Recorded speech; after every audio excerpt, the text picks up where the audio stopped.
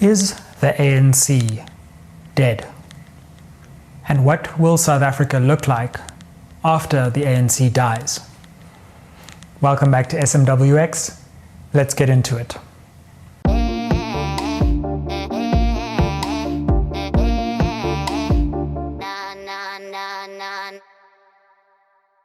Spread the fire. Welcome back to SMWX fam. Good to have you aboard. I know it's been a little minute. A lot has been happening in my life. I did my first teaching gig at Wits University where I was teaching first years and also had a baby. So that's been keeping me away from the screens, but we're back. And guess what? I have a fantastic new partnership to announce between SMWX and one of South Africa's most venerable newspaper publications, the Mail and Guardian.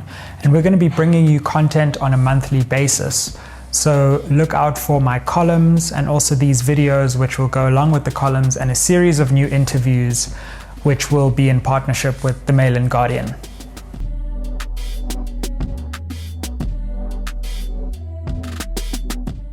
So in today's episode, I want to deal with a question that I think pervades the current political moment in South Africa, and that is, what comes after the ANC? So the ANC, as a dominant political force in South Africa that conquers all before it, is coming to an end. At least that's what the signs seem to be telling us. We can look at this over the long term, where from about 2004, which I think is the high watermark of ANC electoral support, to the present, the ANC has seen a decline in its electoral support, to the point where in the last local government elections, it lost major cities, falling to its lowest levels. So we know that the ANC's grip on power is already weaker than it's ever been. But the key question remains, will the ANC lose national power? And what happens when the ANC is no longer the dominant force that it has been for the first around 3 decades of South African democracy? And I think this is a really important question for us to consider, because when the ANC does fall, let's say it's in 2024, because that's a real possibility now, at least falling below its national majority. As a country, we don't want to be caught flat-footed without a competing vision to replace the failure of ANC governance. And so let me say first that I believe we need, in order to understand why I think it's important to think after the ANC, to think about how deep the crisis that South Africa actually is in is. So I want to first talk about that crisis. I think we are still describing the crisis that South Africa is in moderate terms, and I think we need to describe this crisis more accurately.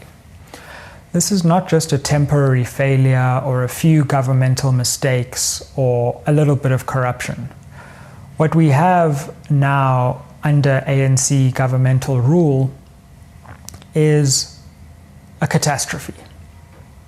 I would go so far as to say the amount of devastation, the amount of poverty, the amount of unemployment, the continuation of racial injustice, the gross lack of basic services, the gross lack of basic necessities like food and water and electricity, the deep plunder of our state, and the various social crises, from a war against women to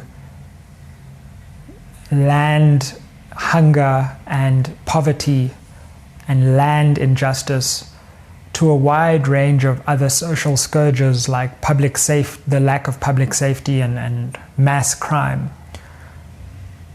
I would go so far as to say that we need to start talking about this as something that verges on a crime against humanity, or at least some kind of massive humanitarian disaster.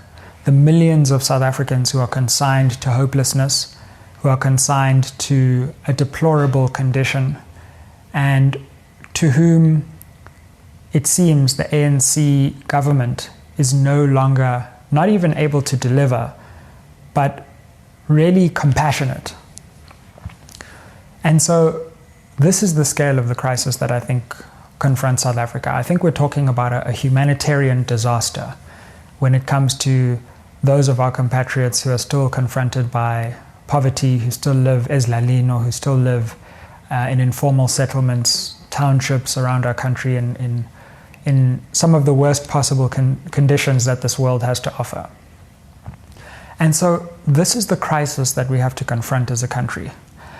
And it's tempting to believe that when the ANC falls, just by virtue of the ANC falling, that it will somehow be a moment of hope for South Africa. But what if what replaces the ANC is just as troubling or is incapable of solving the problems that the ANC and the crises that the ANC has delivered? And this is a serious question, because what I think is important, and what I say in my column, linked down below, is we really need to start thinking what would happen when the ANC leaves its position of dominance. So just think with me here. Imagine tomorrow the ANC leaves power. It's no longer in national government.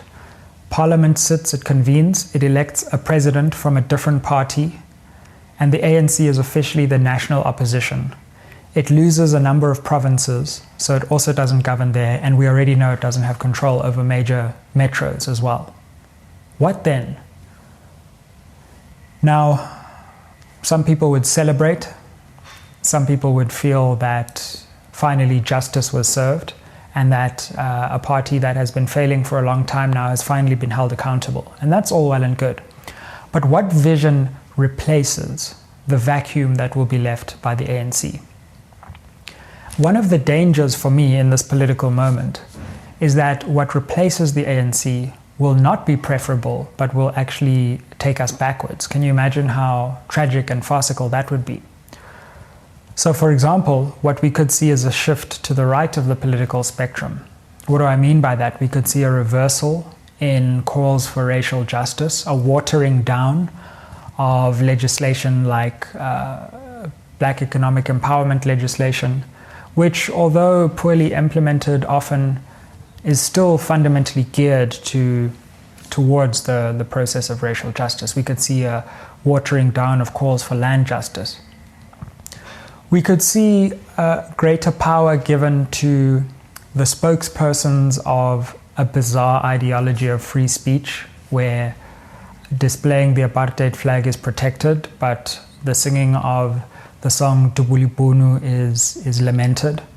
We could see an emboldening of those forces because they may have roots to national power. The AfriForums and the Institute of Race Relations of this world could be further emboldened if, for example, the DA takes national power, and they would espouse their bizarre ideologies, and they would not just be a laughingstock, but they would actually be quite serious non-governmental power brokers. We have seen the rise recently of great anti-African migrant sentiment. And here I think we need to be very careful how we describe this, because it's not simply a question of xenophobia. Xenophobia is discrimination directed towards people of a different country. But many rich white visitors to South Africa have a wonderful time. They aren't the subjects of violence and intimidation. Similarly, many wealthy black African migrants to South Africa avoid the terrible consequences of what we've seen in terms of intimidation and violence. So what we really have is intimidation and violence directed towards poor black African migrants. Now, maybe I'll do a whole new video, and if you want to talk about this issue in more depth, let me know in the comments down below. But what I'm saying is that swell of anti-African migrant sentiment can go in very dangerous directions.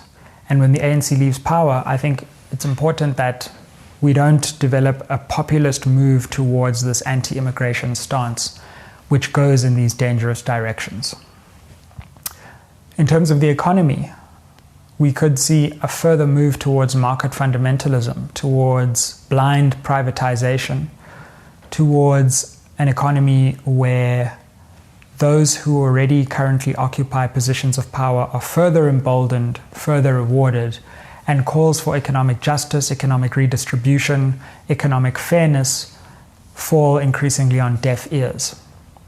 So what I'm saying is, if we don't have a clear vision as a society, as those of us who speak in the media, as various political formations, all of them in the country, if we don't have a clear vision for what comes after the ANC, then that which comes after the ANC may disappoint us rather than re-energize us.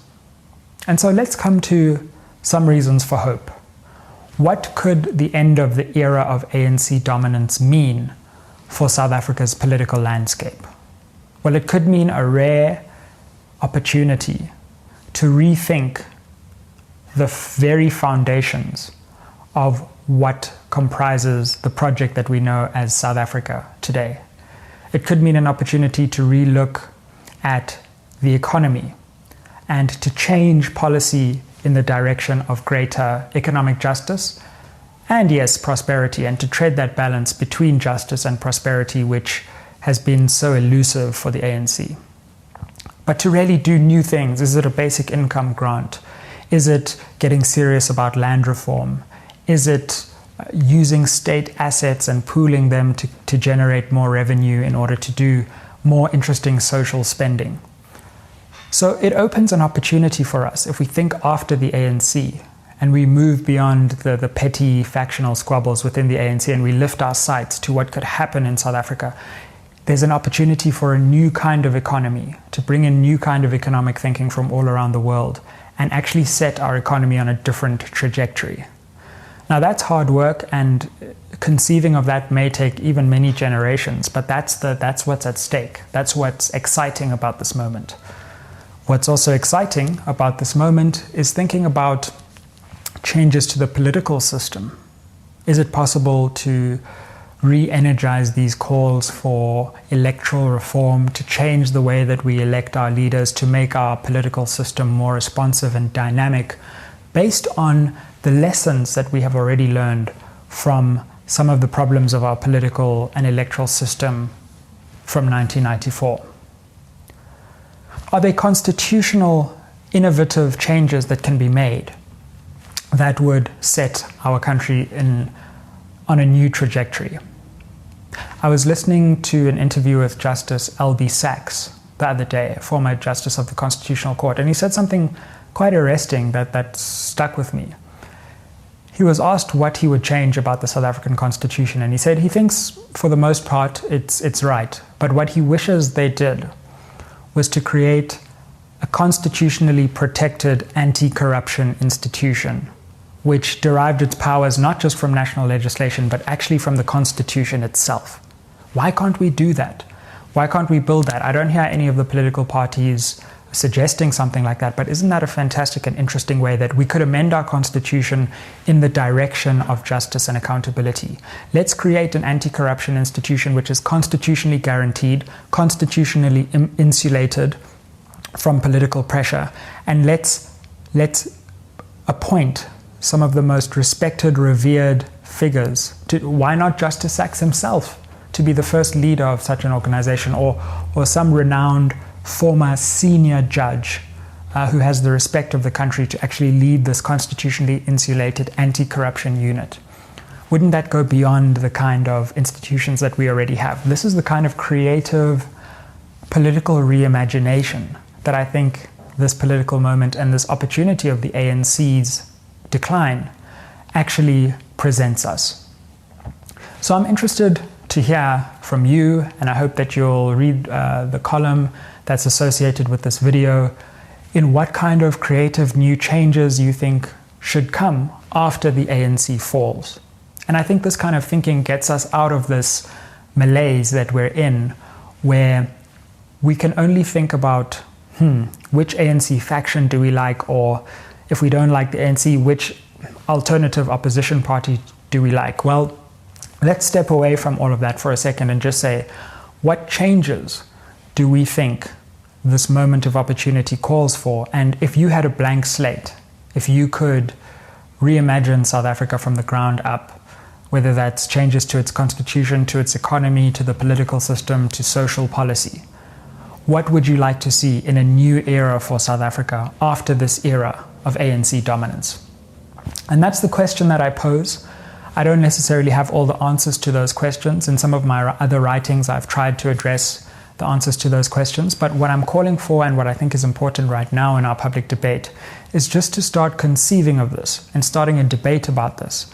And rather than just talking about ANC factional battles, or even what we don't like about the opposition, is to say, okay, fine, but what do we envisage would be the ideal scenario for South Africa after the ANC? And I think that's a more fruitful debate than this position of frustration in which we find ourselves, where all we can do is be apathetic towards our political future. We have that political future in our hands. And the ANC might have broken South Africa, but we can't allow it to break our ability to think about what happens after the ANC. The ANC may have broken South Africa, but it can't break our belief that something can fix South Africa after the ANC. Because if we lose that hope and the nation loses that amount of morale, then we really are consigned to a very worrying period of decline. So, hope you enjoy this, hope you read the column, hope you comment down below. Looking forward to this new collaboration with the Mail and Guardian, looking forward to more videos for SMWX. And I'm going to follow up this video with a conversation with one of your favorite guests, Lukhona Mnguni, where we'll be talking about what South Africa looks like after the ANC. So stay tuned for that video, which will follow this video about a week later, and hope you engage with that too. Spread the fire. Welcome back to SMWX. We're back, badder than ever before. Aye.